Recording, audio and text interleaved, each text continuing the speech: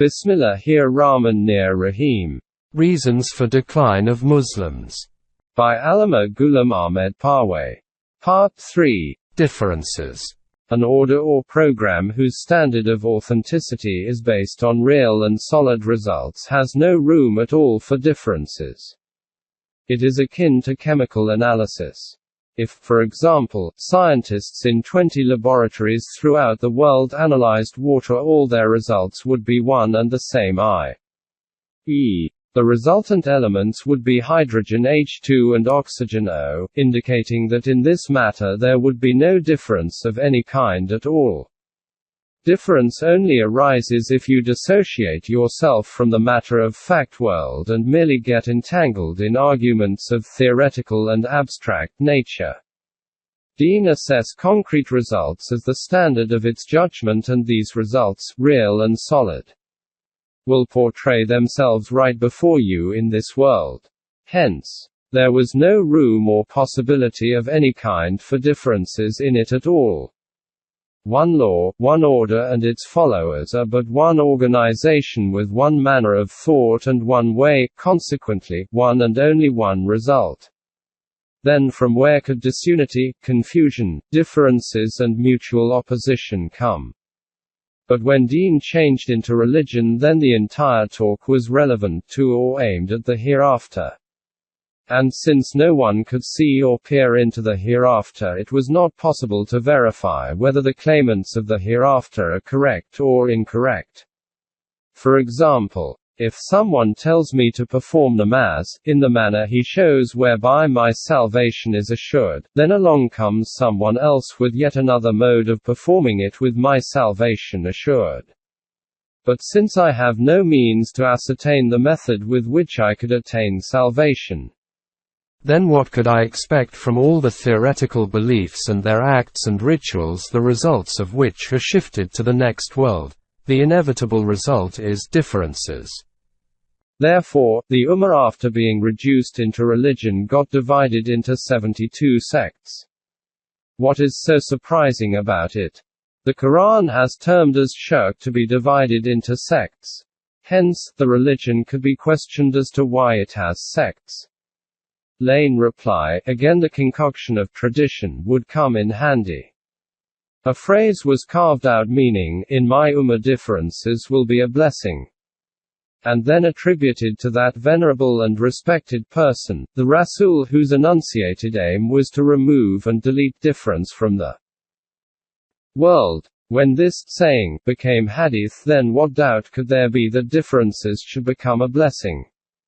While the Quran declares sects and such splinter groups as shirk, this hadith has precisely presented it as a blessing. While all this was happening on behalf of religion, the worldly ones, the members of monarchy, were mutually engaged in fights. In exact contrast to Deen, power in monarchy lies in the hands of humans, and once it comes in the hands of man, then his only desire is that it remains only with him, but so would his opponents. Consequently, in a monarchical form of government, to break up into pieces is a natural phenomenon.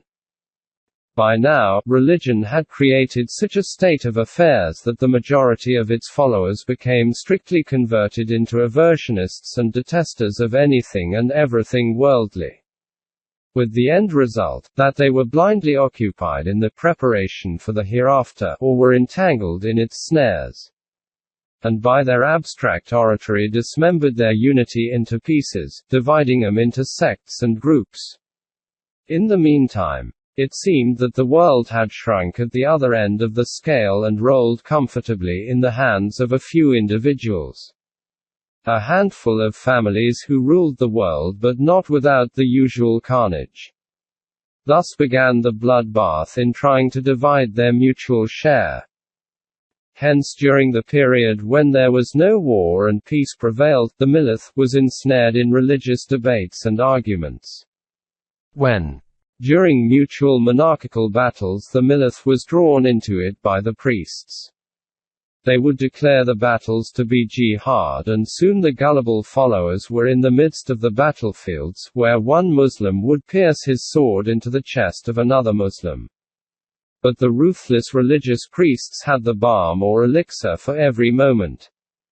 They would say that the Muslim slain is shaheed, martyr, and the slayer, another Muslim, an honored heroic Muslim soldier, is ghazi, the victor. Whereas the Quran beckons them saying, 4:93, anyone who deliberately and intentionally slays any mu'min will go straight into hell where he will abide forever. And on him will be Allah's wrath and his curse, for him will be ready a very severe punishment. This was the proclamation of Allah, but these champions of religion were making and dividing these killers into moths, the self-immolating lovers of paradise, for the simple reason that this is what the monarchy wanted of them. It was the plot and conspiracy to perpetuate both the religious status and the monarchy.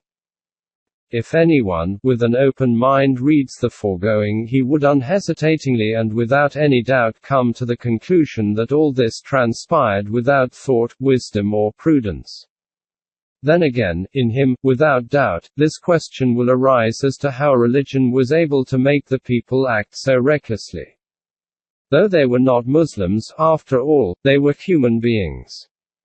If not with Quranic insight and wisdom, then at least with human thought and intellect, or just the exercise of the mind itself, had they not fallen prey to these weak ruses of religion.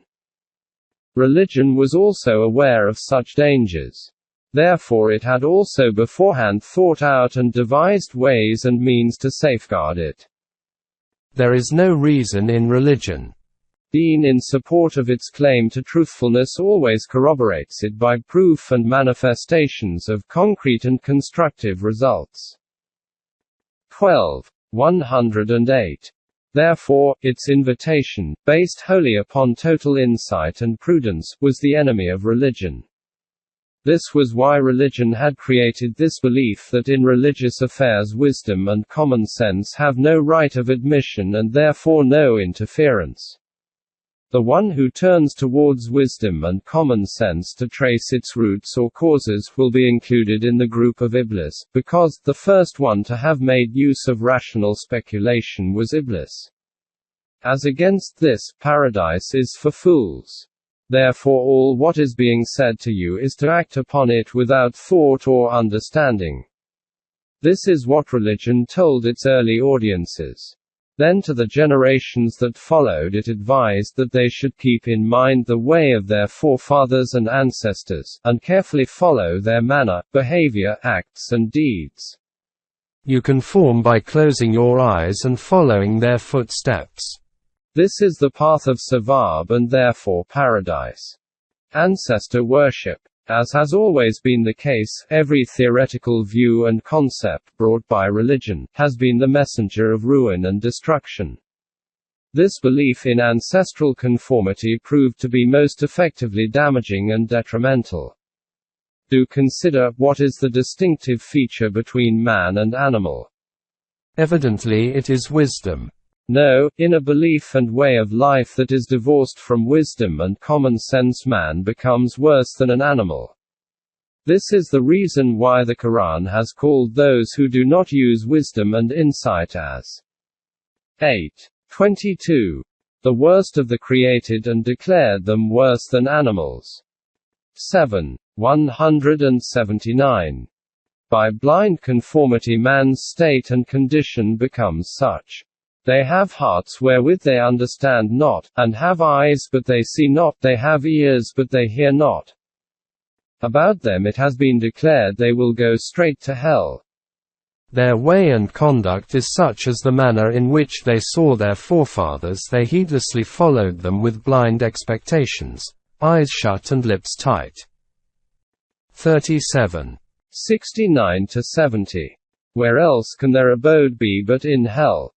Consider this great fact that the Quran has shown the abode to be hell for those who blindly follow their ancestors without using wisdom, common sense and the perceptual senses. This is not the place to discuss heaven and hell. 37:68. At this point, just consider that in the universe every element, matter etc., is in a state of evolutionary process, ever moving forward. Any element or matter, if for some reason stops moving forward, it disintegrates. As in the outer universe, so in the human world as well, the law of evolution is prevalent and in force. Only through the path of knowledge, education and learning does the evolution of humankind take place. Every new generation has before it the environmental obstacles and impediments which, if it overcomes, it continues to move forward. This is the name and purpose of creation. Life is just another name of this creative urge. The purpose of creation is the dynamism of ideas. New, fresh, and modern. If people lose their freshness of thought, and if their capacities and powers, and potentialities of thought are held in abeyance or suspension, then they become unfit and unworthy of creativity. Consequently, instead of being dynamic and organically alive, they turn into a heap of earth and stone.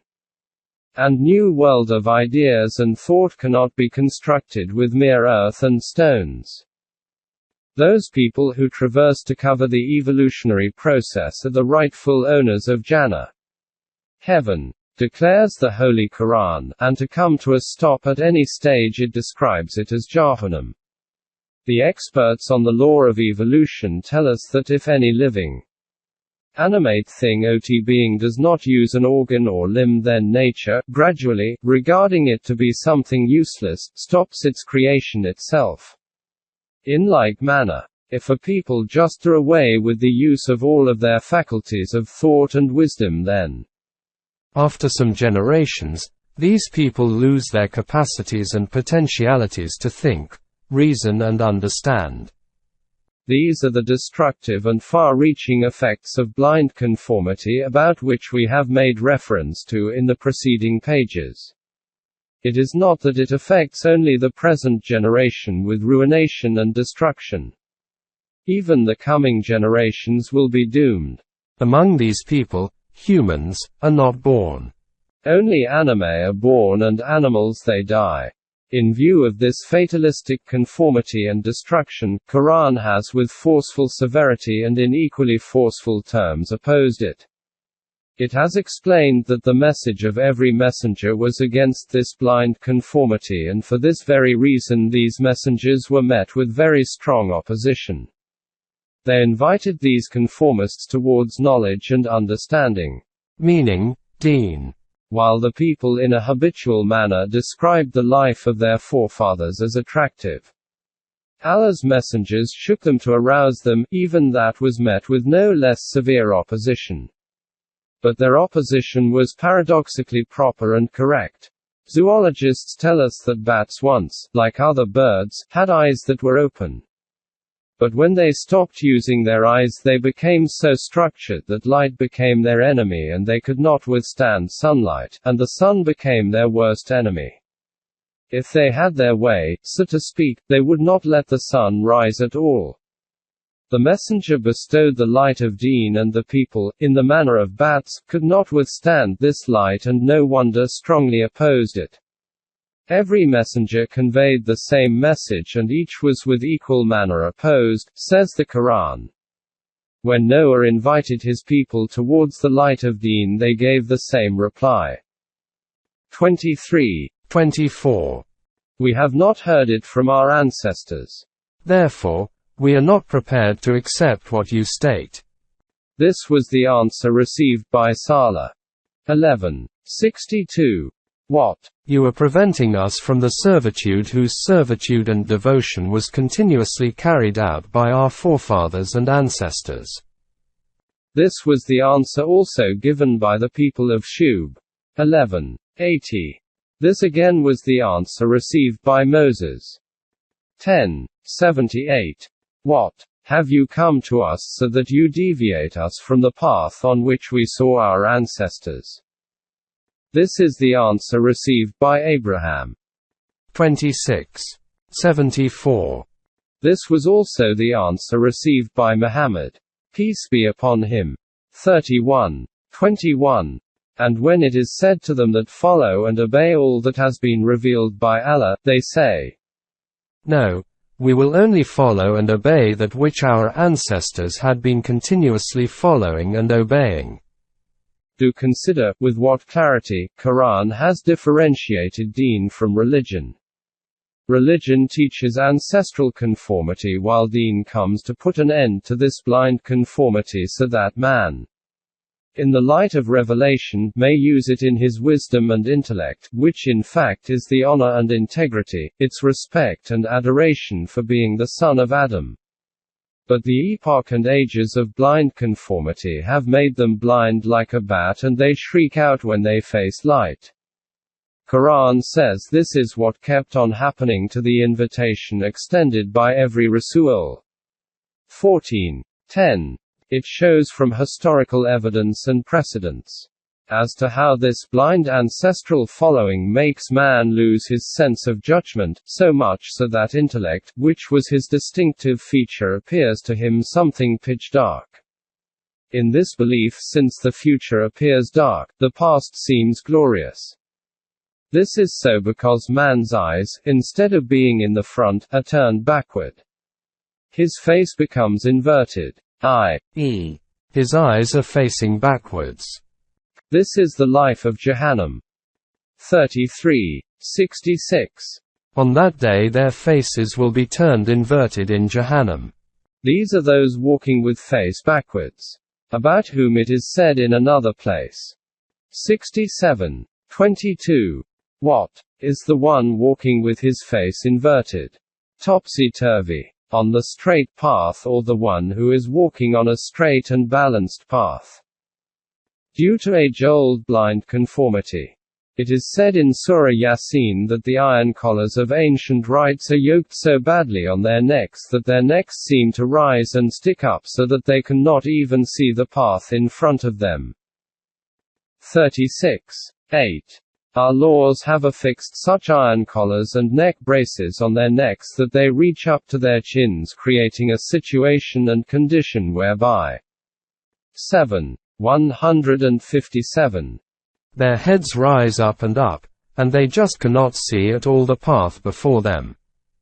These are the very yokes and iron collars that the messenger came to release them from. After a prolonged period of blind servitude, a people's thought and potentialities etc. become so paralytic that they are simply unable to function. In the words of the Quran, 36:9. Our laws of nature draw walls both in front of them and behind them, and, on their wisdom and intellect, draw curtains, and their vision is seized. In its stage of infancy, the mind did not possess the capability or the capacity that every generation might find ways for itself. There were but a very few who would move away from the common ways or paths. Meaning the brains that would create new ways were rarely born. Therefore, for every generation that came, it was easy for them to follow the cautious mode of collecting the discourses and narratives of their ancestors, and simply follow them blindly in word and deed. This is what is called ancestor worship.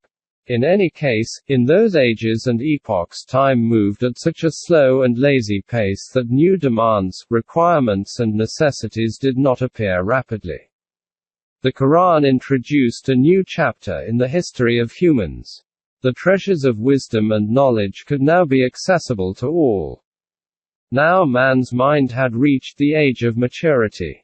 Therefore, for men the correct way now to act upon is that they with their inductive knowledge carefully carve and shape their own path. To save humankind from the unnecessary possible failures encountered in its method of trial and error, the Quran has offered humankind permanent principles never to be altered by the passage of time. In the light of these principles, it says, every generation according to the demands and needs of its times should solve its problems. Permanently fixed principles are given because the method of human wisdom is purely experimental, the trial and error method. If faced with some new problem, then the human reason, by way of experimentation, uses a particular mode or way towards solving it. But then after hard-breaking and practical experiments he learns of his failures. Then, once again, he starts anew on some other experimentation and adopts some other route for his journey. Reason, in this way, makes man's search backbreaking, and only after crossing trenches of blood and experiencing the pungent and bitter fumes of failure, does it reach near its goal. Revelation has saved humankind from this toil and has given permanent principles for life, so that in its beam of light the goal is easily attained. In the words of the great poet and philosopher Dr. Allama Iqbal, the aim of revelation was the economizing of human efforts. Consequently, humankind now has the light or revelation, the eyes of the mind and the experience of the past generation, which is called the aide de mémoire, or memorandum of history. Their experiences or history is very useful, which is why Quran has highlighted its importance. There is considerable difference in gaining experience and blindly walking on the old tracks. This was the order of Deen. But religion has once again chained and yoked the coming generations in blind conformity of the elders and thus pushed the otherwise progressive humankind back to the age of its infancy. And in this way man's history has regressed thousands of years. Hatred and hatred alone. In this blind ancestor worship humans have regressed into a position where their faculties of wisdom and thought do not function at all. To carry the argument further, aversion to the war-id and enmity towards knowledge and wisdom result in hatred of every element in the universe. Consequently, in the eyes of the religious people every corner of the universe seems to be evil and evil alone. To them every thing of beauty becomes a thing of abhorrence and scorn. Every smiling face to them is a mirror of death, and every flower-strewn forehead, logs and blocks of wood for hell. When spring comes and joyously swings, they moan and sigh. On a beautiful, smiling, moonlit night they sob and wrench their faces. Their sad faces and lackluster eyes only go to show that they are of those whose height of desires happen to be that.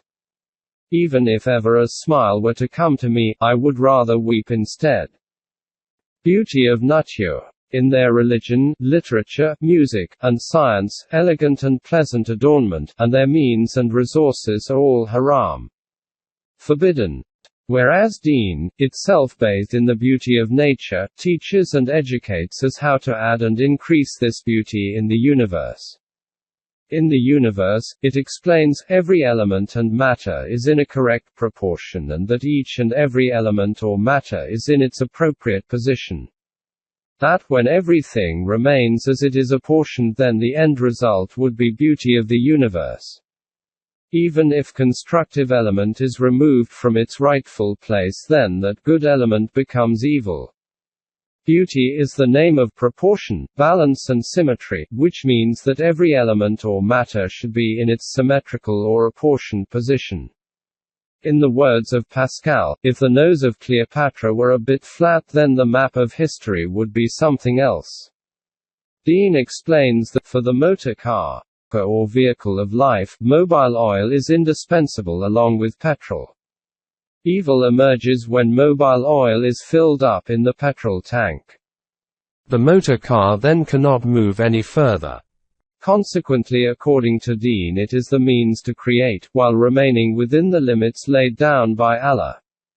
Hududullah. The luster and brightness of the heart and vision, and to develop man's latent capabilities.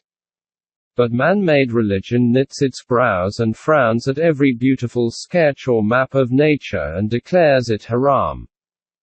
Limits laid down by Allah or Hududullah. A perusal of the Quran indicates that only a few things are declared haram. The list of things that one is to stay away from is very small. For the remaining affairs, simply boundary lines are drawn. And human thought and intellect is left independent, free to soar, within these boundaries, so that it finds a solution itself to its problems. It limits as little as possible the freedom and liberty of human thought. The aim of the Quran is to raise man's potentialities as much as possible. 91. 9. He who has raised the potentials of human self, his will be a rewarding harvest. In contrast, religion from birth till death. In fact, after death too. On each and every step keeps issuing endless orders. When raising the right foot, do this; when raising your left, recite this; when drinking water, do it in this manner, so on and so forth. Haram, forbidden, and halal, permissible. As has been already said, Deen has declared very few things haram. There are, if you care to look up, endless lists and piles of books in religion declaring nearly everything, so it seems, haram. In the Quran, after declaring a handful of things as haram, it goes on to state 116. And be mindful, never state any lies that comes up on your tongue unhesitatingly, that this thing is halal and that haram. In this way, to distinguish halal and haram is mischief-making and scandal-mongering on Allah, because He has already declared haram all those things that He wanted to. It is no simple matter for men to declare something haram. It tantamount to squeeze the freedom of humankind for all times, which is why this authority is not given to anyone in Deen. 7:32. Ask them of Allah's elegance and beauty that He has created for His believers and the good and wholesome food and drinks, as to who has declared it haram. Thereby, Allah says, who is there besides Him who could declare a thing haram? The religious monopolists say, as a challenge, that it is they who could declare a thing haram. It is their permanent assertion of Allah to compare His list with their list and see for himself as to whose list of haram is lengthy. He will then know as to who has the greater authority to declare things haram. This is the direct result of when Deen is turned into religion, and those powers, which are limited to the domain of Allah only, are changed or transferred into human hands. The ruling class encircles the people into its obedience while the priests take them into their circle of subjugation and obedience, i.e., laws and rules are trumped up that this is haram and that is halal, or do this and don't do that. All being despotic subjugation by religion, which are under no circumstances less than the royal commands. But the grip of the religious priests is more severe and stronger in their influence, for the reason that royal commands and its effects are momentary. Monarchy and governments come and go, but the power and might and influence of religion is an ongoing continuity. The throne and crown does not have the satisfaction that is found in the royalty and majesty of the priestly opinions and verdicts, i.e., the fatwa. God has bestowed on man free will. The order of Deen creates expansiveness and varied dimensions in the free will, resulting in humankind's rise and total evolution. Whereas religion with its despotic laws steam-rules the human free will, leading humans to a hopelessly inhuman life. When you are forced to lead an uncivil and inhuman life, then result will be that 1. Either human self will be mutilated, or you leave or drop off the eminence of free will and lead a life similar to that of animals and vegetables. In religion, the majority leads such a life, that is why they lead this life of blind ancestral conformity. 2. Or you will rebel due to these tyrannical restrictions and oppose it so vehemently as not to respect even the limits of Deen. No wonder, these people usually become atheists. 3. Or live a life of a hypocrite. Hypocrisy, munafiqat. The last category requires some detail. Because religion restricts what is otherwise permissible, and obstructs the path and makes life unbeatable.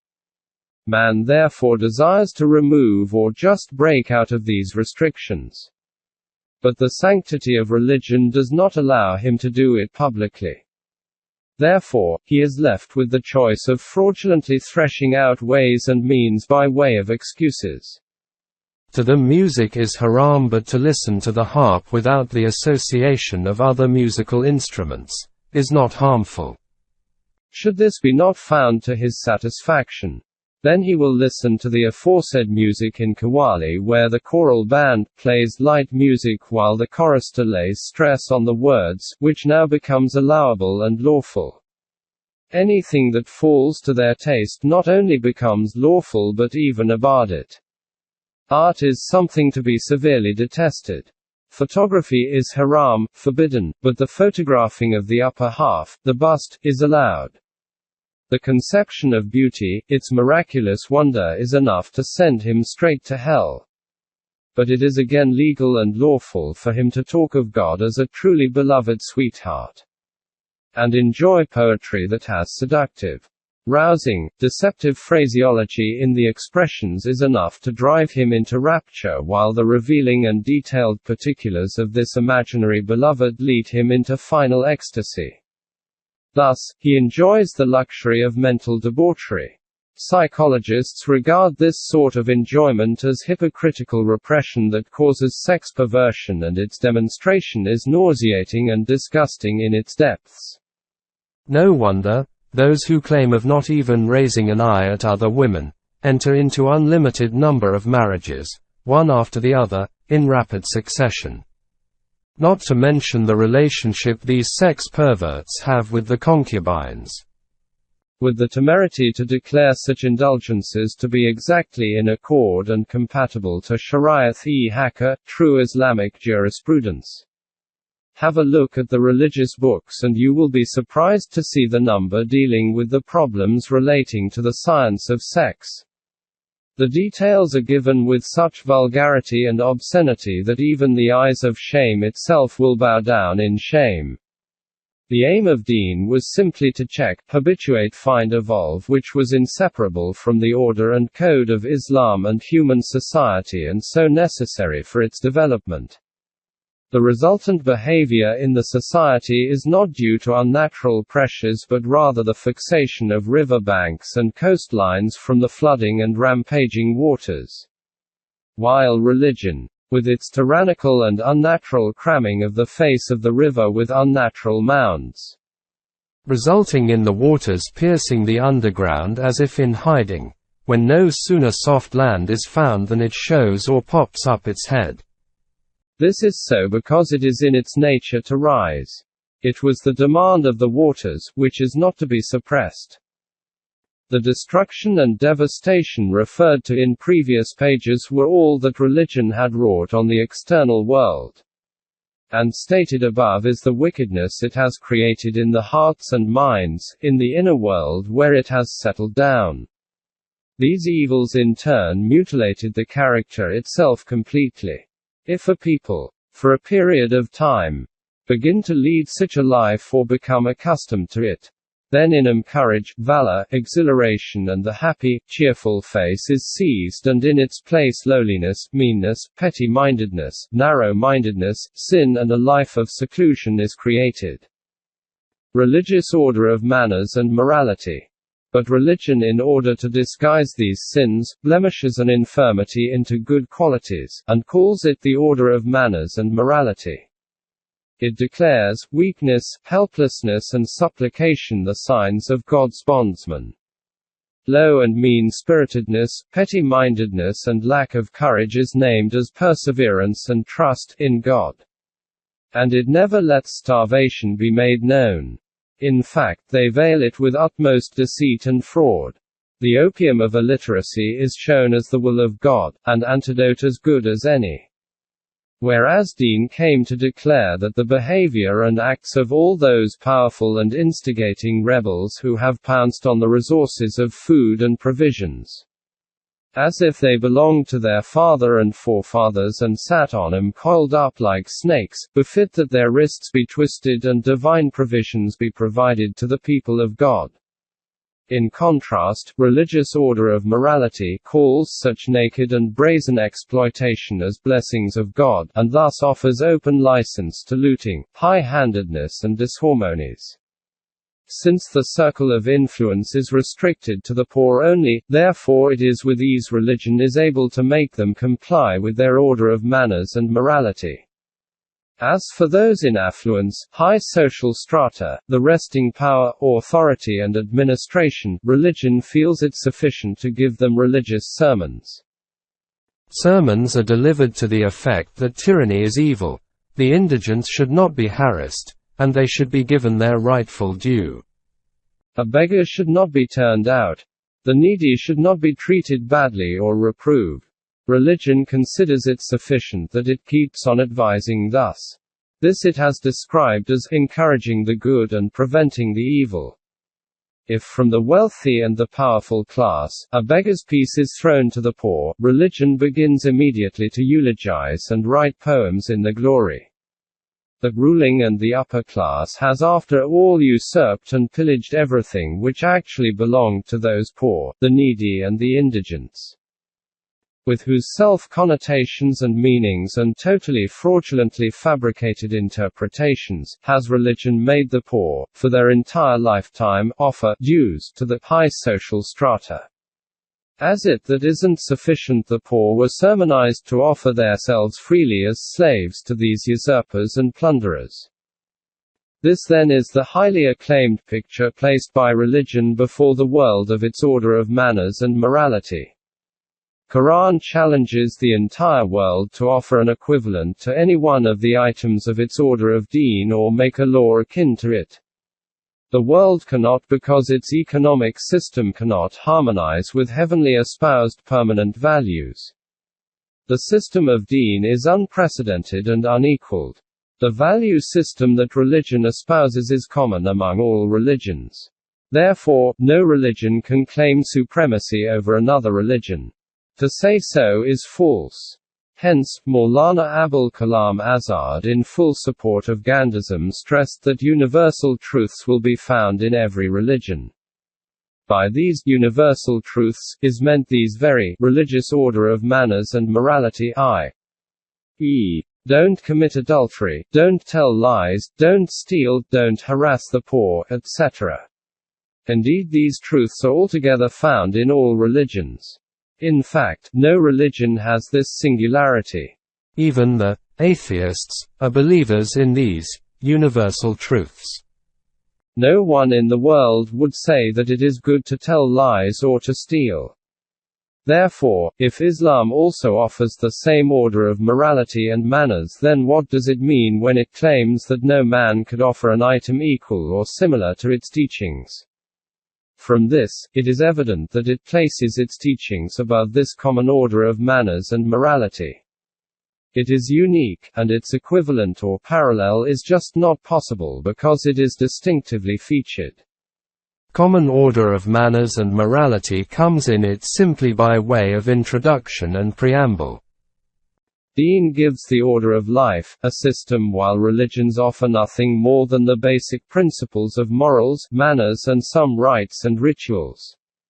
A section of religious followers, whom the followers of mysticism describe as followers of Islamic jurisprudence, have to safeguard their sects pitched against each other or are in quarrel with other religions, for in this confrontation alone have they found a latent secret for survival. Therefore, it ignores the order of manners and morality and turns towards acquiring gains and reformation for its customs and ways of life. It thus continually remained in polemical arguments and debates with other religions. As for the other section, the mystics, they gave less importance to the rites and rituals and emphasized cooperation with other religions on the basis of their order of morals and manners ending in a compromise. Hereafter, these compromises slowly and steadily adopted such a commonality that Ram and Rahim became two sides of the same coin. Since the world of mysticism is the creation of emotions, the poets fan it further. A wide field for poets and poetry is opened up, and the poets go to great lengths offering those arguments or reasons which are in fact no more than similes. In this way, poetry, for a lazy and inactive people, is an excuse of fully satisfying the world of make-believe. Slowly and gradually it seeps into their veins while they, in their monasteries, chambers and cells, sit complacently in a corner journeying through in their thoughts alone the various stages of life. In abstractions totally lost. Nor asleep, nor awake, nor vigilant, nor oblivious of his interest. When a matter of extreme importance concerning life crops up before him, then a verse of a poet, apt and apposite, is read out to him, after which that important matter of life is deemed to have been solved. Religion keeps the simple folk entangled in polemics and leaves the field open to the rulers so that they can suck from humanity their last drop of blood.